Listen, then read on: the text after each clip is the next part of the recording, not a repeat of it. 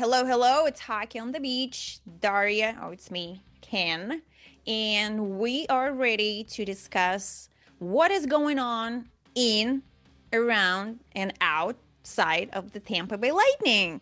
Ken, you have to tell me, how did you process that Buffalo Lightning game? Buffalo Sabres Lightning 102 penalty minutes, 15 goals, and it was International Women's Day. Yeah, who would have thought? I think the Lightning were just putting on the show for all the women that were in attendance to honor them in some way or another. But that was just a crazy game. I can't remember ever watching a game where there was 15 goals scored. That is just unreal. Unless it was, an amateur game or a pee-wee game or something, you get those kind of scores. But that's what happens, as John Cooper has talked about, and some of the players have alluded to, when you get out of your system and you make a mistake, and that leads to another mistake and another mistake, and before you know it, the puck's in the back of the net. Buffalo got the win, but they weren't really any better in any aspect of the game than the Lightning were. I mean, you give up 7 goals, you're supposed to lose, not win the game, but the Lightning were right at Buffalo's level and even just a little bit worse. I thought the Lightning, I'll be honest with you, when they took that 2-goal lead and it was in the third period, I thought they were going to pull it out. I thought, okay, we're going to get this one. And once you know it, I was let down again. But it was good to see last night's win, though. But yeah, that Buffalo game was just absolutely crazy.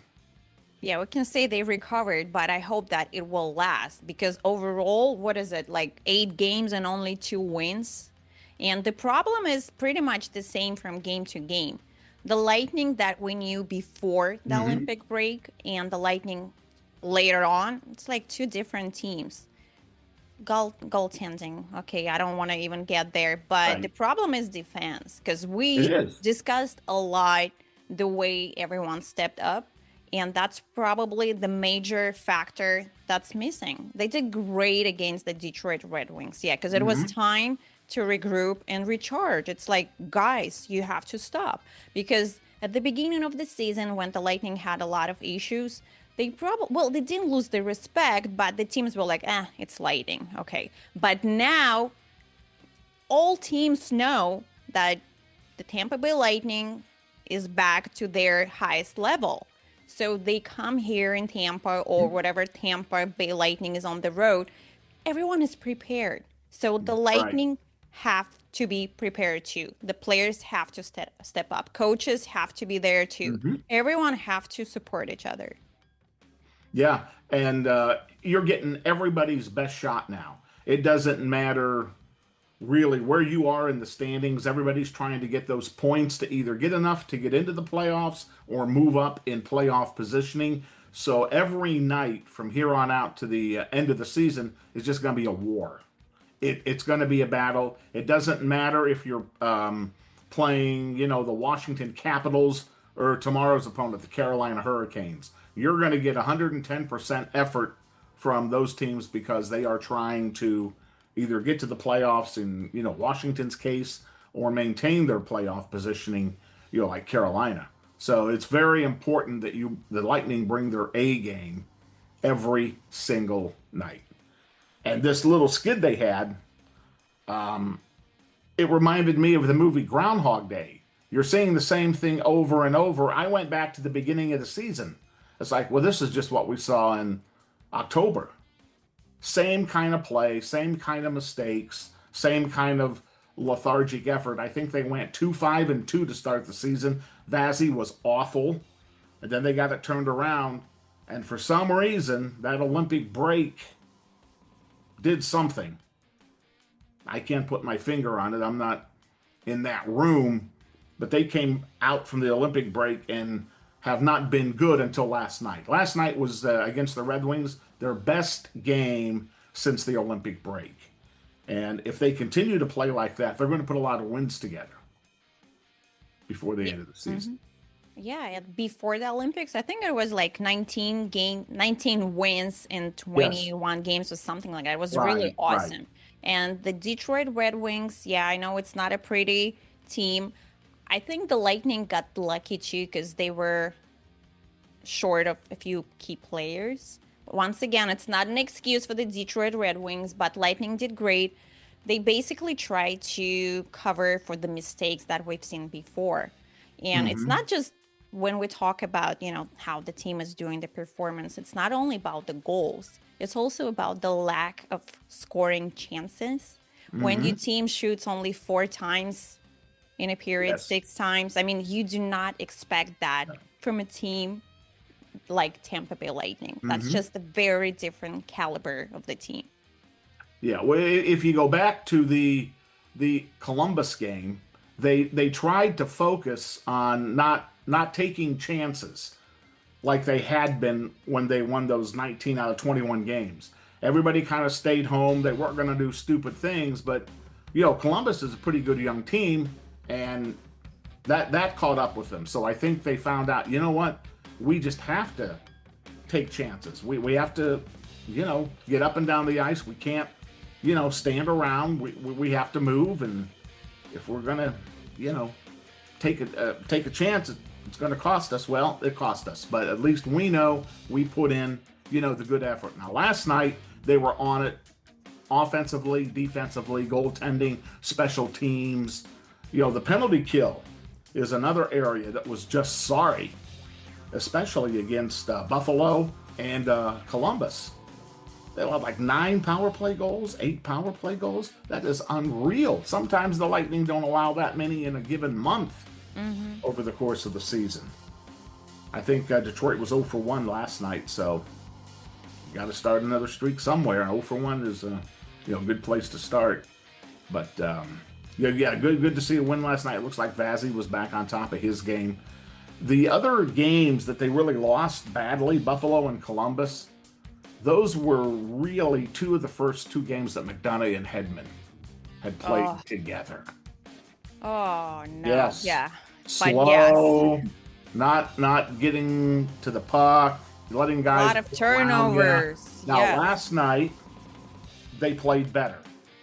It was a better. But my question is, are we going to see that effort from those two aging defensemen in the weeks to come? Got another big game with Carolina coming up Saturday, and then you go west. Yeah, it's not easy. It's not going to Northwestern be game. easy. So you got to get it dialed in.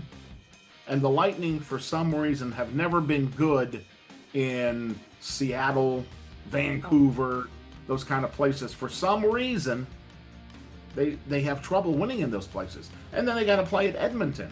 And Edmonton can put 5 goals on you before you even break a sweat. So it's not going to be an easy road trip at all for the Lightning coming up. Well, I hope that Nikita Kucherov will get more support. That's one guy that we should talk about.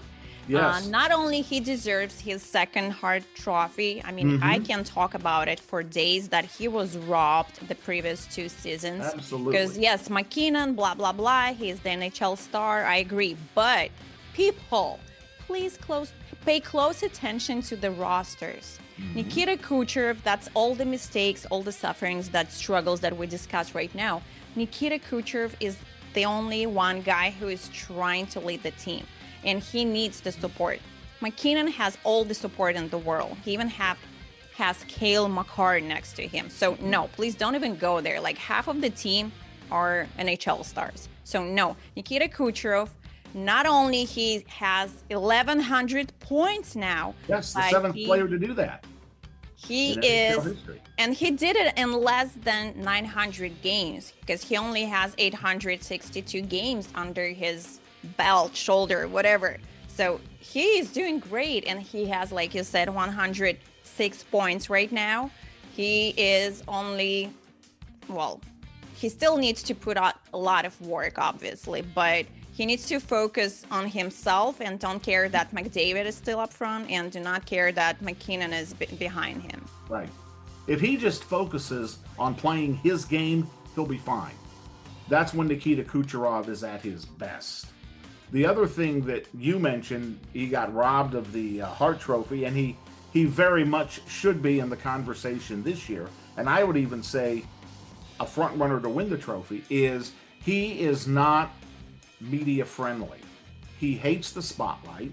He doesn't get in front of the cameras. He's not going to be out there talking about his game or the team and flaunting his game. And I think the national media, the folks that do the voting, they hold that against him. And he gets the reputation of being sullen, of being not pleasant, not a good guy to be around. You can't talk to him, you can't communicate with him, you can't ask any questions. And, that couldn't be any further from the truth. But that's being held, I think, on the national level against him, is the fact that he's just not media friendly. But let me focus on a few points, especially from someone who understands the culture. First of all, it's not his job. Stop forcing him. If he doesn't want to do it, stop doing it. He's doing his job on the ice. He's done a lot for his team and for this league. Stop forcing everyone. When it comes to social media and everything that's going on, it's too much already. We don't want to eat that anymore. Leave him alone. There are people like Nikita Kucherov, and you cannot break his personality or character just because you think so. The other big part, listen to this, and I think we've discussed that before. Media votes for that, right? And right now, because of the political issues, it has nothing to do with sports or journalism. Right. I cannot vote there because all the Russian-speaking journalists are left off. Because of the politics. Once again, I have nothing to do with that. So most of the people who vote, they're Canadians. So obviously, they want McKinnon to win. It's not even McDavid, because all the previous seasons, they were pushing hard for McKinnon. So it's anyone, just not Nikita Kucherov. And I feel really bad, because it's like no one can stand up to him. That's just wrong. And we live in such a world that is obsessed with social media here and there. Nikita Kucherov is different, and he doesn't want to do what everyone else is doing. He doesn't want to be part of any TikToks or trends. You will not see him or find him anywhere. It doesn't mean he's a bad person. Once again, he's doing a lot for this team and for the league. People love him all over. Kids, they want to be Nikita Kucherov. If you walk around Tampa, if you probably do, you will see most of the jerseys, they have either Nikita Kucherov or Andrei Vasilevsky name. It says a lot. Even when you go to Washington before the game and you can pay closer look what people wear, Nikita Kucherov will win. It's not even Alex Ovechkin, it's Nikita Kucherov. And once again, being international, believe me, more people know about him. And did you see the size of Russia? Yeah, right? So it's not Canada, it's right. Russia. And it's all of those political stuff have to be left over. He's doing his job. He's great. And even the players, the coaches, professionals, when they try to create the perfect player, most of the aspects they will take from Nikita Kucherov. McDavid, what everyone would say, he's the fastest one. No, we can't say anything over here, but it's great. But all the other aspects, it's Nikita Kucherov. So please leave him alone. He was supposed to win last year. He was supposed to win a year before that. He has to get his well-earned trophy this year. Even last year, when he didn't get it, he was laughing because he was already okay, you're right, whatever. I'm already used to that. Mm-hmm. Yeah. Well, the other thing with Kucherov is he does not score a lot of goals like a McKinnon or a McDavid, but what he excels in and what he is the best at is setting up his teammates, giving them chances to score. He's probably going to have over 100 assists this season, or right around 100 assists for the season, and that's just phenomenal. If you ever watch him on the ice, and I know you do, unless he's got a breakaway, he has always got his head up looking for the puck, and he's looking for somebody before he even gets the puck to pass it to and set them up, try to get a goal or make a play. That's the game of Nikita Kucherov. And I think, he gets penalized for that. He's not going to get you a lot of goals, but if you sit back and you just analyze his game and watch his passing and the way he sets up the other teammates around him, there's no one better, in my opinion. Yeah, I'm not saying that, people cannot keep up, but the way Yeah. Nikita Kucherov produces right now, if Hmm. only his teammates would score every time he sets them up, it Yeah. would be like 7-6 goals every game. And to prove your point, he has 391 goal and 707 assists. So yeah, Hmm. he's working for the team, not Yeah. for himself. He works for the love of hockey and for his team. Hmm. Absolutely. And that's those kind of players in this day and age are really hard to come by when, social media is constantly wanting your attention for something, and the guys that score the most goals or the most points are always in the spotlight. The guys that do the dirty work, set up their teammates, are good passers, put their teammates in position to score and get some points. They're not heralded quite as nicely as your pure goal scorers like a McDavid or a McKinnon. Well, another person we should talk about, Andrei Vasilevsky. Once again, it's not because I'm Russian and they're Russian, but you cannot ignore the fact that Andrei Vasilevsky is now number two after legendary Marty Brodeur because he has 9 consecutive 30 plus wins. Hold on. Yes. Nine Mhm. consecutive seasons with 30 plus wins. And Marty Brodeur has 12. So Andre is 31. So he can definitely beat that record. Let's go, Vazzy. Yeah, it would be nice to see him. The thing I'm concerned with is with Vasilevsky is his health appears to be breaking down just a little bit. He's in his mid 30s now. He was out last season, couldn't participate at the start of training camp. Well, he wasn't out last season, but before this season started, he missed time training for the season because of his back and the situation with that, and then he missed playing in the preseason games, and that's why he had the rough start to the season. He seems to have weathered that storm, and now, at least last night, we saw the Vazzy of old and the Vazzy that we saw when they won the 19 out of 21. So the only thing I'm concerned with, and I think the only thing that'll stop him from setting all kinds of records once his career's over, is his health. If his health holds up, absolutely. But he's starting to, get those chinks in his armor, so to speak, that a lot of players get when they get to be that age, and they're just not, they just can't do the things and play the same way they did when they were 25. Well, actually, it's very different for the goalies because they tend to grow and develop later. So 30 is a perfect age. But we can also compare it to Sergei Bobrovsky's situation. We have to keep in mind that they need to take breaks. For that, any team needs to have a great, solid, reliable backup goalie. Bingo. That's a huge problem because right now, if the Tampa Bay Lightning fans want to be in the finals, they have to pray for Vasilevsky's Mm, health yes. because if he's not there, if he needs a break, we're screwed. I'm sorry, but that's the Oh, you're truth. right. Yeah, you're 100% right. Um, Johansson was good to above average to start the season, but the last couple of games that he's been in, it's like, holy cow. Yeah, if Vazzy's out for an extended period of time, we're screwed. The thing with Bobrovsky, I will say, is the Panthers have had a lot of injuries. And I think new guys in and out of the lineup, you know, have really affected the overall game that the Panthers play, and have, allowed more shots and allowed more pucks to get in close to Bobrovsky. And, now granted, he hasn't had the season that he's had the last couple of seasons as a goalie. You're paid to stop the puck. But at some point, when the guys in front of you break down, you're hung out to dry sometimes, and there is not a lot you can do.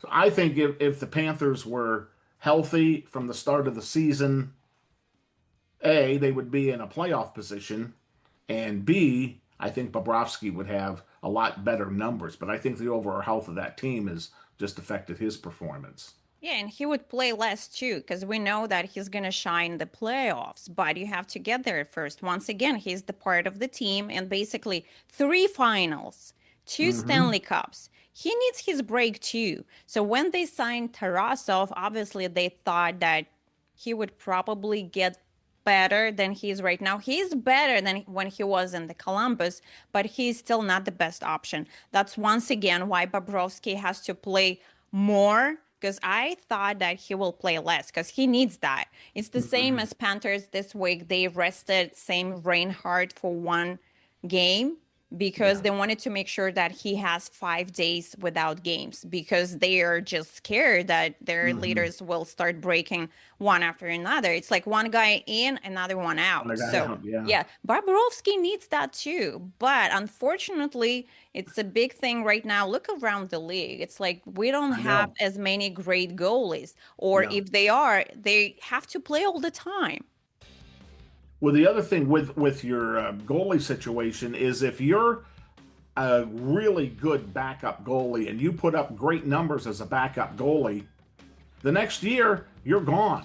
You know, they might not, you might say, hey, I can start here. This team's offered me starter money and I'm going to go here and start. So the pool for quality backup goaltenders is not is not that great. And it takes, I think, a certain and a different mindset to be a backup goalie. You have to go to the rink every day knowing that, well, I'm not going to play today.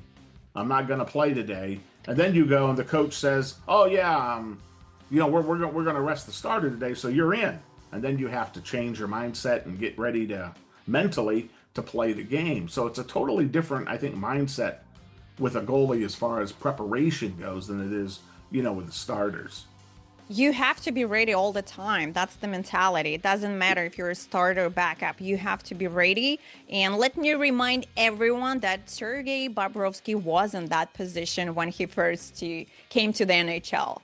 It was the same for Yes. Team Russia in Sochi. He knows that position and he earned every bit of it. It's the same with Andrei Vasilevsky. So Yes, I he think was. it's just the problem of the days that we live in because people focused on me, social media, money. I want to be the starter, not necessarily being able to hold on to that pressure. Well, as Vazzy worked under Ben Bishop. So when Ben Bishop was out and late in his career, he was hurt late in the season where they had to use Vazzy extensively. And he showed the Lightning that we have a number one goalie right here who has great potential. I think we can afford to, part with Ben Bishop right now. And I remember that people were pissed when he ended up going to Dallas. They never thought that, of course, Vazzy would turn out to be the player that he is now.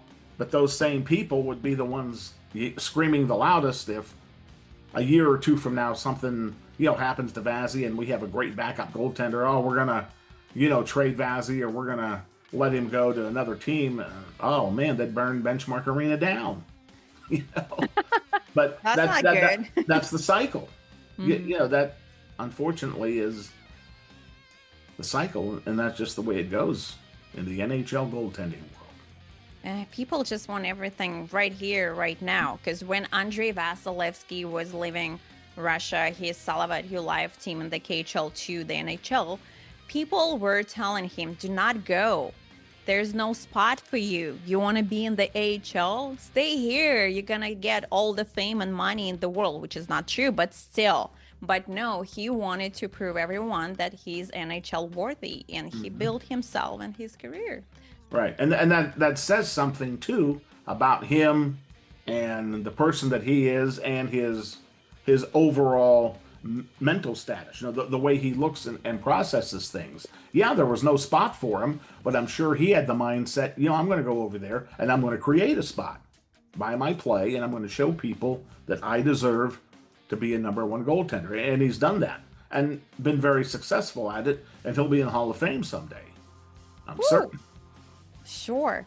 Okay, we've talked a lot about the Russian NHLers. Is there anything you want to add. I don't want to be the person who gonna, I don't know, say the negative stuff about our captain. Our, like, he's my neighbor. Victor Hedman, I mean, he's a nice guy. He's awesome. It's just he's not in the best shape of his career right now. And I don't want to be the person who talks about that every week. So I would ask you to bring up something positive before we say goodbye and see you later. Well, no, there's a lot of positives with Victor Hedman. It's just not his game on the ice. He's an excellent mentor for the young defenseman. He can show you how to do it. He's a good leader, I think, in the locker room. He's been there. He's done that.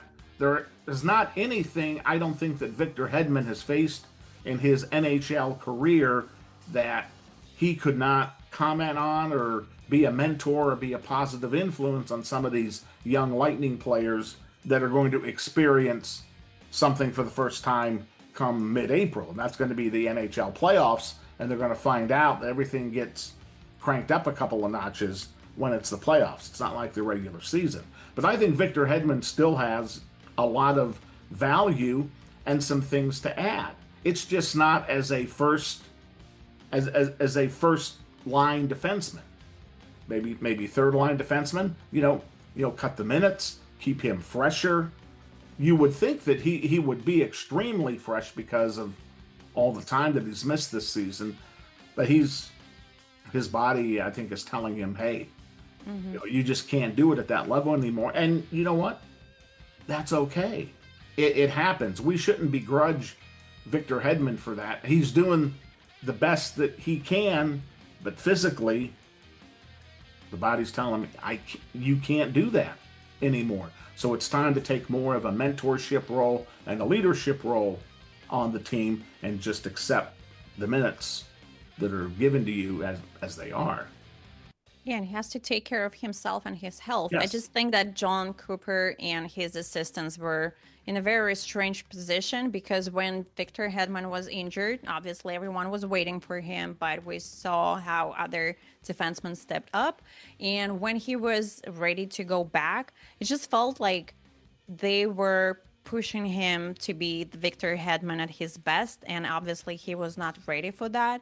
And it's like he needs to be there on the ice with the team. At the same time, he cannot do that at the same level that he've done 3-5 years ago. That's And absolutely so right. it's something coaching staff and Victor Hedman have to figure out together because there's no pressure, there's no rush. If he needs to take his time off, or obviously John Cooper is not going to bench him, but I'm sure, and just that's the way I wrote it for Tampa Bay Sports Right. Journal. If it was some old school coach, he would just bench Victor Hedman in a second. The amount of those turnovers and bad situations, unlucky passes, it's just ridiculous.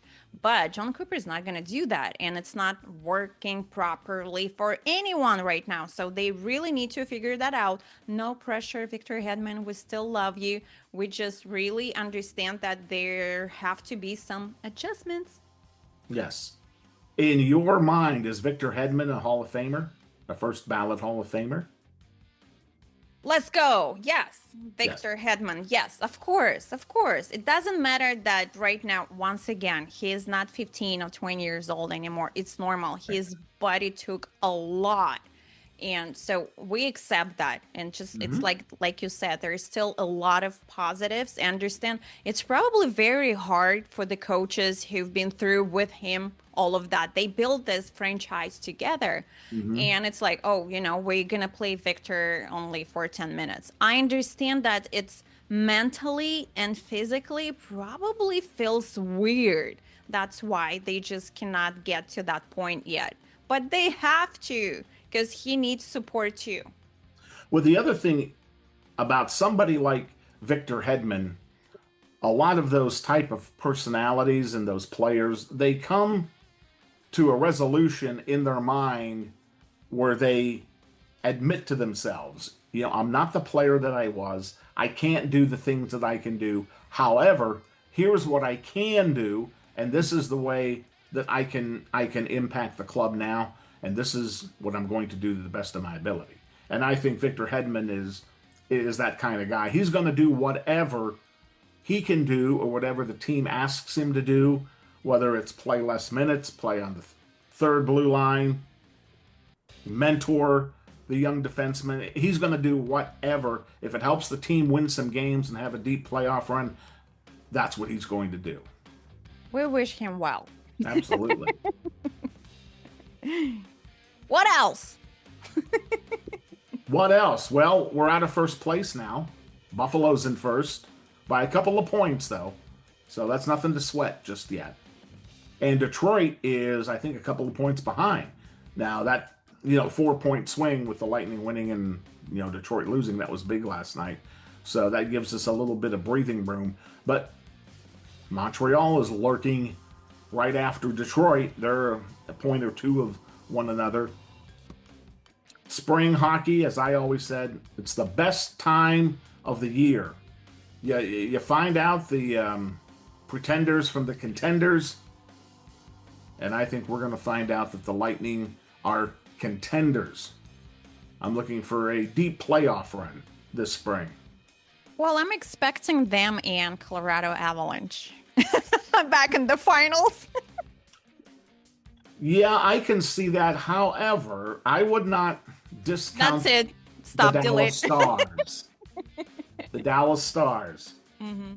Dallas is only 6 points behind Colorado now for the top spot in the Western Conference. Nobody talks about Dallas. Not anymore, because they've been disappointing the previous seasons. They were contenders, and then when it comes to playoffs, it's like, Well, the other thing too is when the spotlight's on you, you can't fold up like a cheap suit when the pressure's on. And there's some years where they've gone out in the first or second round of the playoffs when they had a lot more talent, than the team that they were playing against. But Dallas is one that I would watch. Anaheim is a tricky team. I don't think they can unseat Colorado, but they're going to give some people problems, I think, in the West. So the Ducks are another team. And, God bless them if Utah can ever get on a consistent run where they can string some victories together. They could be a problem down the road for some teams out West. I don't mind about the Dallas Stars. It's okay. Let's go. That's fine. Yeah. And you may be, who I'm really disappointed in out West? Who? Edmonton. Oh, They have done absolutely nothing to improve their defense or their goaltending. I mean, yeah, they swapped Skinner out for, the guy from Pittsburgh, but they're in the same spot. That they haven't improved. They lose games they have no business losing, and they'll get lucky and win games they have no business winning. I can't figure that team out. And the last couple seasons when Oilers played the Florida Panthers in the Stanley Cup Finals, I said if Edmonton had a decent goaltender and a lockdown defenseman, they would beat Florida. But they won't. They don't want to invest the money for whatever reason in a quality defenseman. I don't get it. No, they need a goaltender. Goaltender number one. And defense. Their defense sucks. But they're not great either. And the same way with the goaltending. They're just average. And you know what happens when you're average. Yeah, you can't expect that McDavid will produce 10 points a night, and that's about it. All on his shoulders. Okay, awesome. What about defense? What about goaltending, guys? Right. You have a problem when you lose the Stanley Cup final and one of your players is the MVP of the Stanley Cup final, like McDavid did a couple of years ago. I mean, granted, he had a fantastic series, but it just goes to show, you lost, and this guy did so much for your team, and nobody else did a darn thing that we have to make him we're going to vote him MVP of the final. You just reminded me about another great point. Corey Perry, because when it was announced that he's going to be back to the Tampa Bay Lightning, the first fans' reaction online that I saw was, oh yeah, Hmm. great, we're gonna make it to the finals, but we're gonna lose. Yeah, I know. Yeah, yeah. Corey Perry will carry that with him to his grave. Stay away from him if you want to win the Stanley Cup. If you want to go to the Stanley Cup final, get him on your team. But if you want to win, you better find a way to get him off your team before the Cup final. I just think he's had some bad luck, with the teams that, he's been in the finals with. I mean, on paper, I mean those Edmonton teams. I mean, they were really no match for Florida when you broke down the roster, position by position. And Corey Perry is one of the guys that if you have the kind of players that you need to have to win a Stanley Cup, he's one of the key ingredients. We've seen it already in the short term. He's been back with Tampa. I mean, he stands in front of the net, he battles, he whacks you, he'll go into the corners for the pucks, and he's 41 years old, I think. And He he's does, still super fast. yeah, He's great. You cannot he doesn't even care. say, He yeah. doesn't care. He's another one that was just going to do whatever it takes to win. He doesn't care what his role is. If it's to get loose pucks in the corner, if he's to be an agitator in front of the net, if he has to fight, doesn't care. He's gonna do it. He shouldn't have left. I mean, he didn't want to, but I was very mad when they let him go. And look at this, he's back. I told you guys, do not let him go. He is And great. when Corey Perry left, what happened to the Lightning in their first playoff series for 2 consecutive years? Okay, you have Yeah. no toughness whatsoever. You have no edge to your game. You want to play, speed hockey. You want to have the fancy passes. Well, that's not going to get it done a lot of times in a rough and tumble playoff series. I still have that video when, obviously, when Tampa Bay Lightning were playing the Florida Panthers last season. You can, not season, playoffs. You can see every game, during every single game, they were trying to stop Nikita Kucherov. Obviously, it was all about getting under his skin, blocking him, playing bad against him. Refs did not necessarily did a great job, and I do have a couple videos on my phone Yes. from the games, even Yes. Brett Marchand. And the problem was no one stepped up from the Tampa Bay Exactly. Lightning. It was Exactly. horrible to see, and Corey Perry would never allow that. Well, the guys on this team, some of the guys, they will not allow that either. Yeah, You have Lilleberg, who it's can. now, but it's Right, now. We've right. missed 2 years like I that. We know. have to struggle watching that for two playoffs. Well, I think Julian Breezeball finally came to his senses and said, "Listen, we got to get tougher. Yeah. We have the skill, but what we don't have is the sandpaper grit and those kind of players, the third and fourth line players that you need in order to win the cup.